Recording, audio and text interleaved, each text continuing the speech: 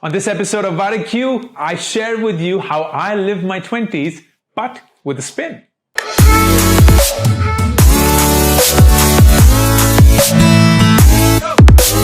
So, about a few weeks back, I shared on Twitter the mistakes that I made in my 20s. And that struck a chord with so many of you, and a bunch of you said, you know what, we read it, but we would love a video on it as well so that you are a little more elaborate on what is it that you wrote and how you went about it, what were your thoughts. So I thought, all right, let me just do that, because a lot of you are in your 20s, and it doesn't matter whether you are in your early 20s or in your late 20s.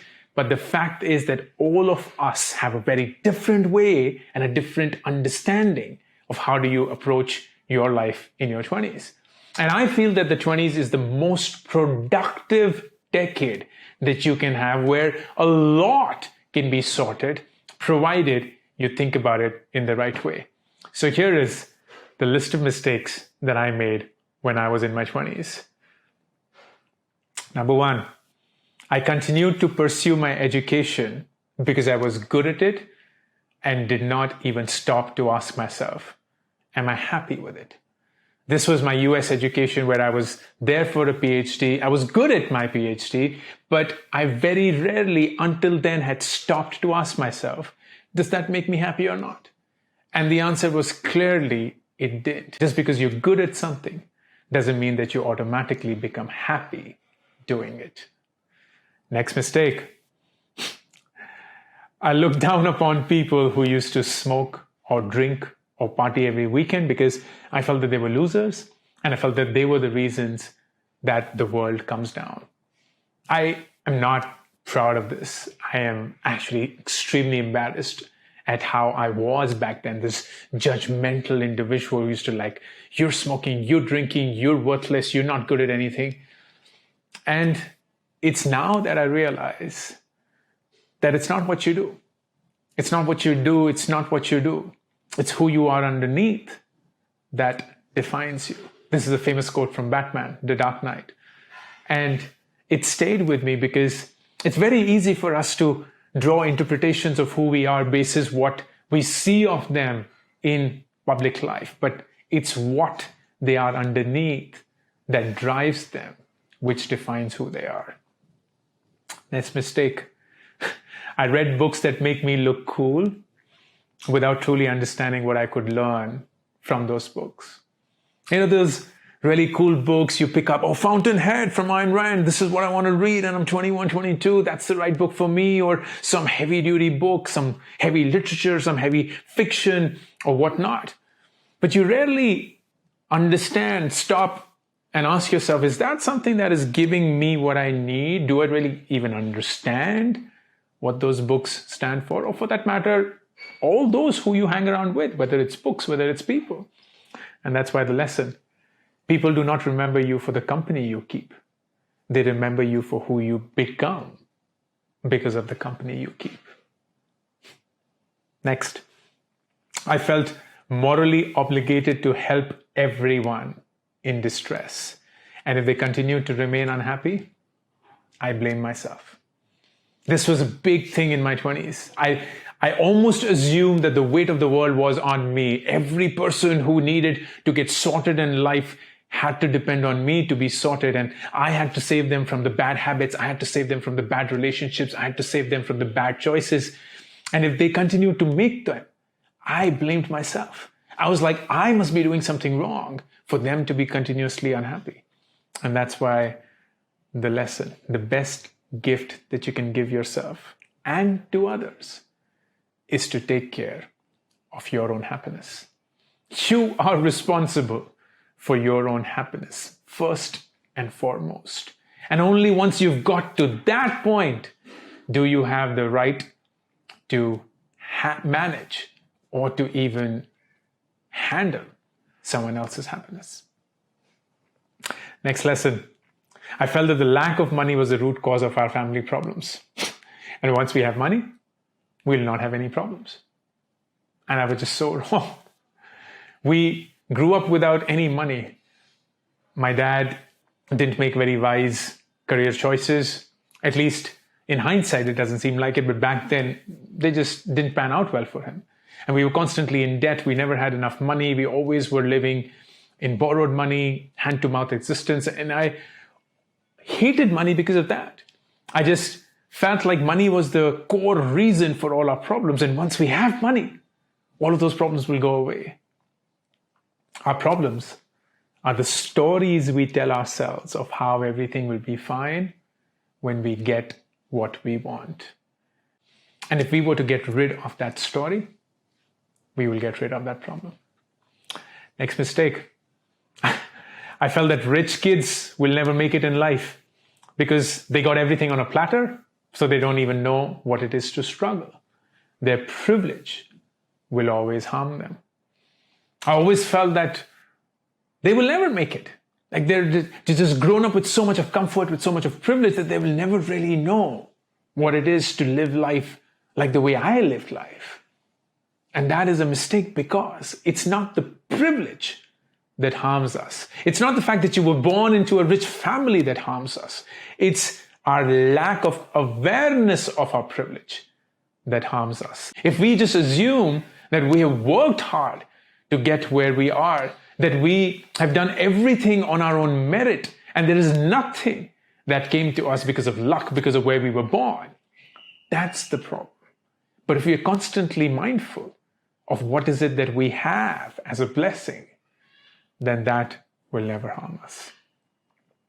Next mistake, I ate shit, slept odd hours, maintained bad posture while constantly telling myself that I have tomorrow to fix all of this.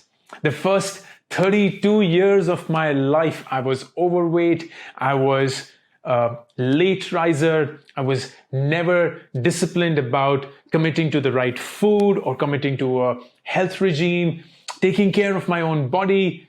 And I just constantly kept telling myself, I have tomorrow, I have tomorrow. I don't have to do it today, I have tomorrow.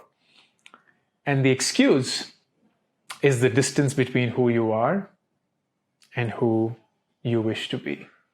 An excuse is the distance between who you are and who you wish to be. And how often do we keep throwing these excuses at ourselves? Keeping the gap between who we wish to be and who we truly are.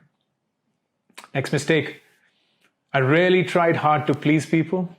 I wanted them to like me, to think highly of me, to speak highly of me. And that was a large part of my 20s. I just wanted people to like me. I constantly did things that were like me. I'm a nice person. I mean well, like me. And if your happiness depends on external validation, then your happiness depends on something that you do not control. The minute you peg your existence to someone else, you are pegging your own existence to something that you do not control.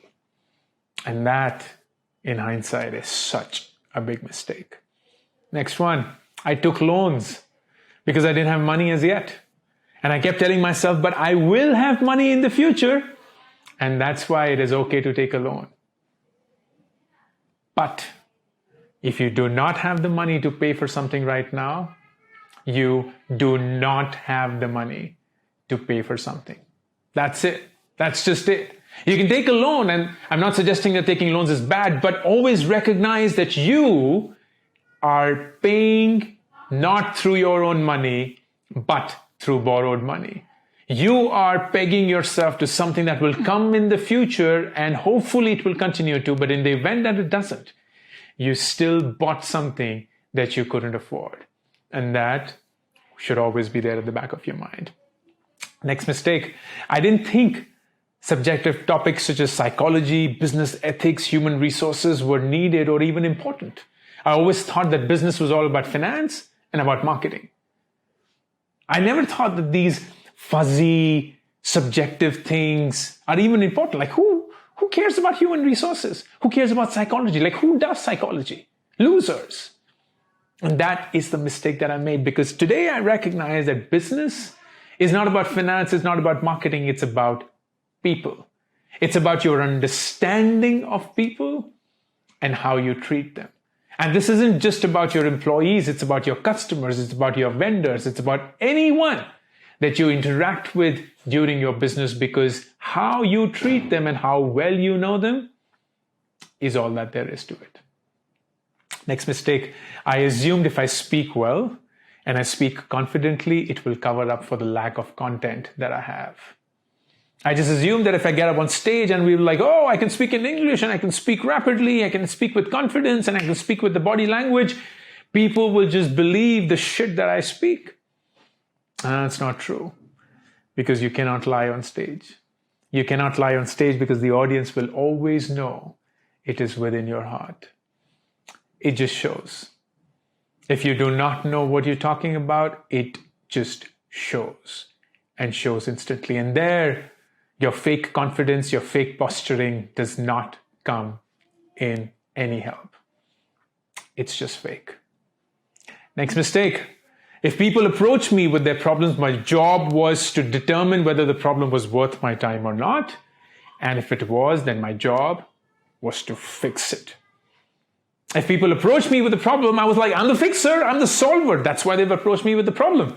Why else would they do that? So if anyone's sharing their problem with me, I was like, oh, I gotta fix it. I gotta fix it. I gotta fix it. Listening to someone without judgment, without prescription, is the most precious gift you can give someone.